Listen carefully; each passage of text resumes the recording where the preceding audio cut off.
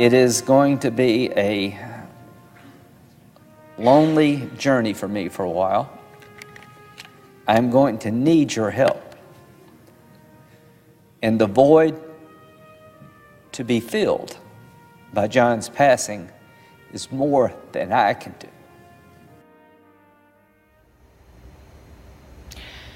For Republican Senator Lindsey Graham, as you just heard, the hardest part of the week hasn't even happened yet, probably.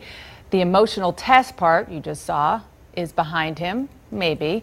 Graham returned to the Senate floor yesterday, stood next to that now empty desk of his close friend and colleague, John McCain, spoke for about 18 minutes about their bond, what McCain taught him, how deep his understanding of compromise is, and how that must endure. And at one point, Senator Graham told his colleagues, quote, "If you want to help the country, be more like John McCain." He taught me that honor and imperfection are always in competition. I do not cry for a perfect man. I cry for a man who had honor and always was willing to admit to his imperfection. Senator Graham joins me live now. Thank you so much for coming. Yeah, I appreciate it. Yeah, thank you. I was sitting in the Senate chamber yesterday watching you deliver that speech, that tribute to John McCain, and seeing you speak right next to John McCain's desk, draped in that black garment, that white flowers. It twisted my stomach. I can't imagine what it was like for you. Well, anybody knew John, I'm sure. The point was that what hit me was the desk. I mean, you know, funerals are for a reason. They're for the living. They give us a chance to remember what we've lost and how we can cope with it. It hit me really hard when I saw the cloth over the desk, because I've sat in that desk by him for years, talking about everything under the sun, and that will be an empty desk. And my life has changed, like everybody who knew John, and I want to make sure that what lies ahead for me, that I learn from him and bring out the best in me, trying to be more like him. When you announced your candidacy for president in 2016, I was there in your South Carolina hometown, and I learned more about your personal history. That your parents died 15 months apart. You were just 21 years old. And it strikes me, in thinking about that McCain was kind of a surrogate father to you, surrogate big brother. How would you describe it? Let's break it down. I never did anything politically of consequence without John. So in the sense we had a political marriage, I've lost my partner here. I mean, all the big stuff, campaign finance, climate change, Iraq, you name it. I was by John's side. I was his wingman. When I decided to run for president, he was there doing anything and everything.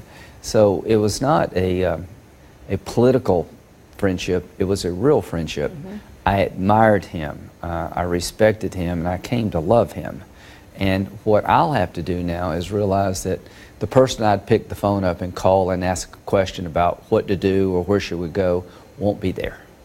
So well, that's what I kind of meant, like almost a this is parent. When my sister was 13, and when my parents died, I had an aunt and uncle who helped me raise my sister, but I focused on her because it meant a lot, obviously, to my parents that she be well taken care of, and it broke their heart that they were going to leave that task to me. And so I just had something to focus on. And my sister turned out great in spite of me. So what do I have to focus on now? My job as a United States Senator and my time with John McCain to make sure that what we cared about the most is still front and center. John heard people that no one else listened to. I just met with Ivanka today. What can we do in Africa? Africa is a place in peril, but it's a great opportunity. I'm going to be a voice in President Trump's ear, if he'll allow me, about why you can't leave Afghanistan, what it takes to win, and try to pick up the baton on human rights, something that, as you look inward, Brexit and all these sort of movements throughout the world, isolationist movements, they're dangerous because safety and security is never had within your borders. Safety and security is had when you're outside your borders, shaping the world. You talk about human rights. I mean, you've told so many stories. You told some of them on the Senate floor yesterday about traveling the world with him. How many times did you go to Iraq and Afghanistan? We were, that I can remember, 45. 45. Going all over the world to places where people are yearning to be free, that are being oppressed by their government. John had a romantic view of this nation. He was a hard-nosed, idealistic person, but very practical. And I don't want to ever lose that. I don't want to become so practical and so centered about me and my position in the world that I don't hear the voices of others.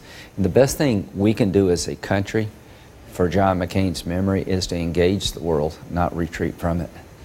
I want to play a clip from an interview back in 2012 that you, Senator McCain, and Joe Lieberman did together, the famous Three Amigos. Thank God for Joe. Lindsey is a reserve colonel in the Air Force. He serves his active duty for years in Iraq, now in Afghanistan. Joe, being a key member of the chairperson of the Homeland Security Committee, and so we have a lot of common interests. Common working together has built up a unique friendship over the years. And one thing we had in common is that we love John and John loved John.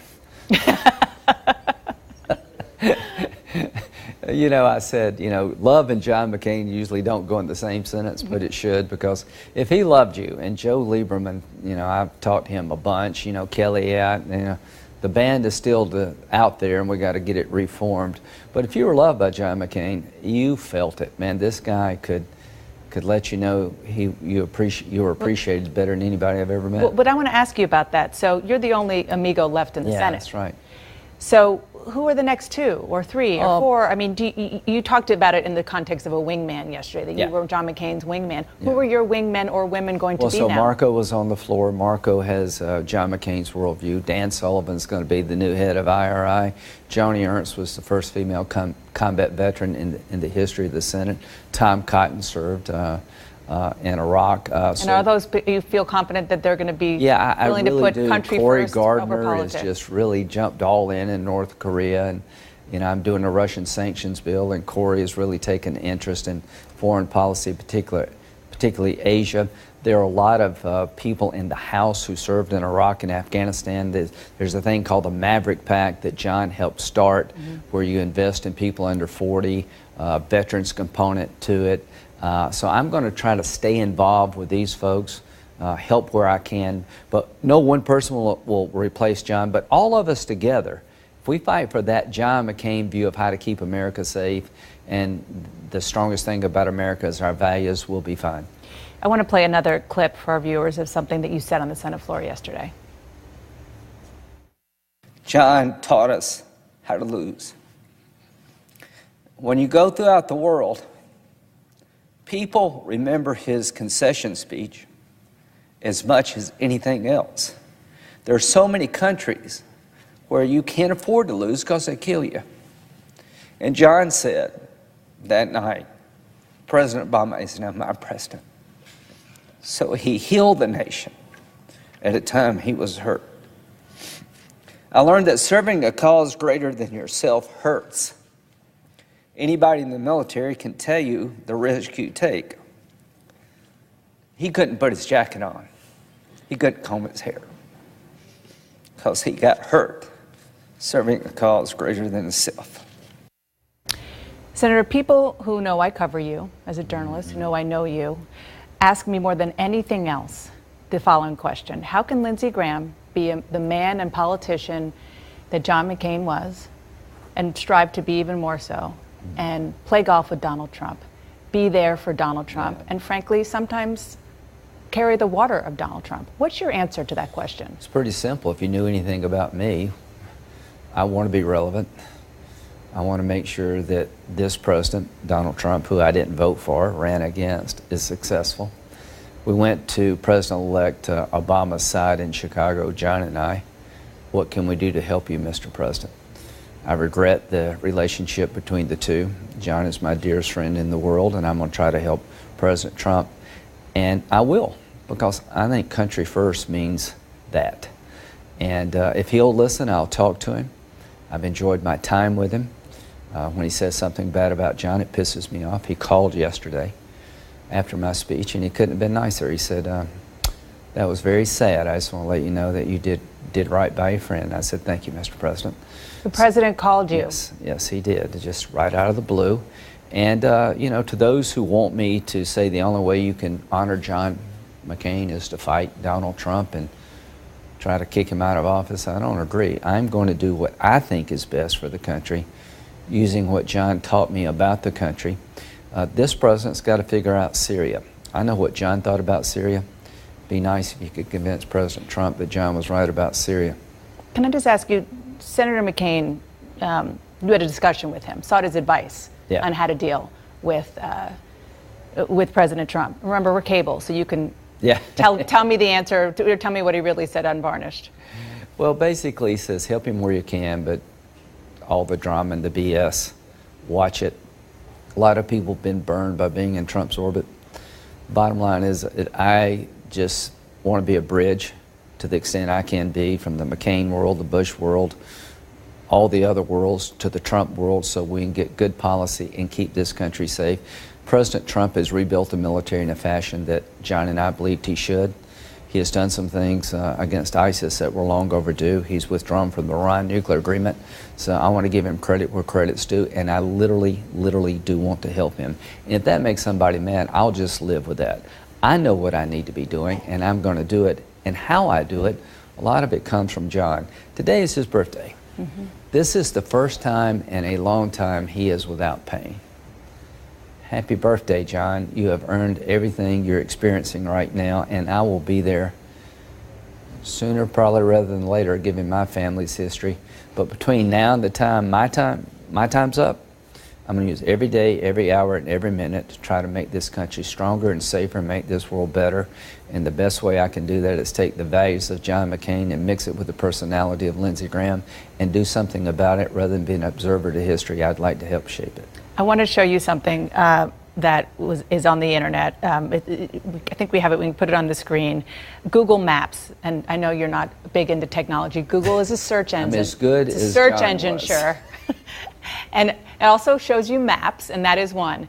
Check that out. On Google Maps, the Russell Building is already called the McCain Office Building. Oh, really? Yeah. Well, Mitch had a good idea. Rather than Schumer or any one person figuring out how to honor John, let's all get together, and I'd like to see if we can find a way to honor John big, not small, and see what the family feels about it. One thing I thought about is the visitor center. If the first thing you saw when you got at the Capitol was the life of John McCain, you'd be pretty impressed. Although he didn't like how much money was spent on that. That's why I want to do it. He hated that place. It's my way of getting back at him. I want to name something after him he hated. All right, Senator, thank you so much for coming. Thank you for your remembrances, and thank you. Happy birthday, John. For everything. Happy birthday, for sure.